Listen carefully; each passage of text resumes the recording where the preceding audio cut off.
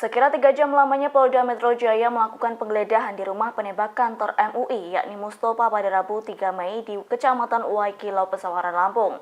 Kala penggeledahan berlangsung, petugas turut menyita sejumlah barang milik Mustopa. Di antaranya sejumlah dokumen, satu catatan kenabian versi Mustopa turut disita kepolisian.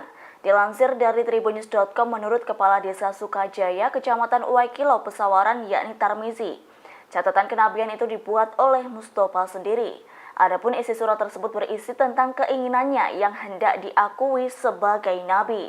Menurut Tarmizi, penggeledahan dilakukan sebanyak 2 kali, yakni pertama diawali oleh Polres Pesawaran selama 1 jam dengan melakukan penyelusuran dari dalam rumah pelaku. Setelah itu disusul oleh Polda Metro Jaya sekira 2 jam lamanya dan menemukan beberapa catatan dan dokumen.